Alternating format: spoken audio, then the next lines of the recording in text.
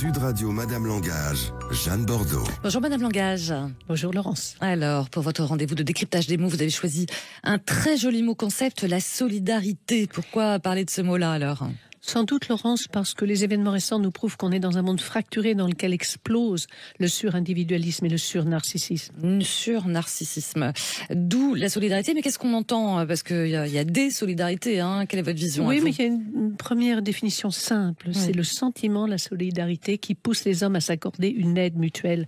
Et pour Bergson, le philosophe, on peut traduire là encore simplement sa pensée. La solidarité, ce sont les êtres humains qui ont besoin les uns des autres pour vivre. Victor Hugo, grand écrivain du 19e, était comme d'habitude en avance. Il a dit « La solidarité, c'est ne pas admettre d'exclusion ». Et il est allé plus loin. Il a dit « Nous sommes membres d'un même équipage interdépendant ». L'homme est solidaire, dit-il, avec la planète. La planète est solidaire avec le soleil. Le soleil est solidaire avec l'étoile. Et ainsi jusqu'à l'infini. Ah oui, forcément, c'est du Victor Hugo dans le texte. Est-ce qu'on peut dire que c'est une valeur de l'époque, selon vous, la solidarité ? Oui, je pense que dans les médias, on voit beaucoup d'actions solidaires, notamment du côté médical, donner son sang. Pendant la Covid, les personnes s'impliquaient pour fournir de l'entraide aux personnes isolées. On peut citer des actions de soutien humanitaire comme Avocats sans frontières. On songe aussi lors des grandes catastrophes climatiques à tous les combats menés, à ces soutiens solidaires fournis pour sauver des vies, même hors frontières.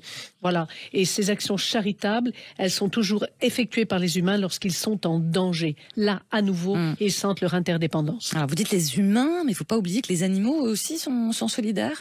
Ah oui, pensez aux chiens, ils ont un instinct également d'entraide. Ils apprennent parfois à sauver des vies dans les incendies, mais aussi, sans avoir appris, ils vont chercher d'eux-mêmes des personnes d'appui si leur maître tombe. Il y a des communautés d'animaux autres où il est encore plus clair que le plus faible aide le plus fort. Pour développer l'intelligence de la survie du groupe, les antilopes et les gazelles, par exemple, ont toujours l'une d'entre elles qui surveille et joue le rôle de sentinelle pour protéger le groupe de tout danger. Voilà, la notion du groupe à chaque fois, il y a beaucoup de synonymes de solidarité aussi. Oui, camaraderie, altruisme, esprit d'équipe, fraternité, esprit de justice, assistance bénévole. On peut faire tout un collier de mots. On sait, en tout cas aussi, c'est toujours intéressant que le contraire de solidaire, c'est l'adjectif désuni.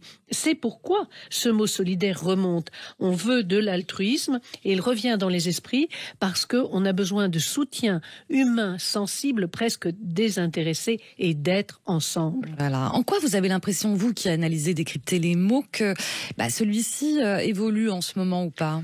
Oh, je crois qu'on va se répéter, mais c'est presque plus que jamais, on sent un profond besoin de réassurance. On pourrait prendre, comme vous aimez Laurence, les phrases concrètes, le se tenir la main. Oui. Le se tenir la main pourrait être un synonyme imagé du mot solidaire. Ouais, alors un mot, adjectif aussi solidaire qu'on entend beaucoup par-ci par-là. Oui, alors ça c'est grâce à la RSE qui exige un comportement social responsable et solidaire, notamment des entreprises. Et les entreprises la brandissent pour séduire les consommateurs en quête de sens et d'authenticité.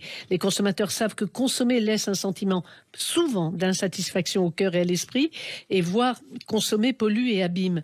Donc finalement, on a vu monter en puissance cette RSE qui signifie égalité des chances, inclusion, on retrouve Victor Hugo, diversité, aussi bien que le développement de l'écologie. Et les grandes entreprises ont commencé cela depuis les années 80. Elles sentaient qu'elles devaient générer du positif dans le cadre de la protection du consommateur, des collaborateurs, ou même plus largement de toutes les communautés qui les entourent. Mais on le voit, Laurence, nous sommes, nous, hommes et femmes, paradoxaux. Parce qu'en même temps, c'est ça qui est étrange, l'adjectif personnalisé, hyper-personnalisé, ultra-personnalisé est toujours présent. Donc on est une époque riche d'avancées, mais paradoxale. Comme je l'ai déjà un peu énoncé, est-ce qu'on aimerait parfois être seuls ensemble ? C'est possible. Alors peut-être que pour terminer, on pourrait trouver encore une autre expression imagée, et on finira par là, de solidarité, c'est se serrer les coudes. Se serrer les coudes, c'est bien vu, et seuls ensemble aussi. Merci beaucoup pour vos analyses toujours fines des mots et des concepts, Madame Langage, et on se retrouve le week-end prochain. Merci. À samedi.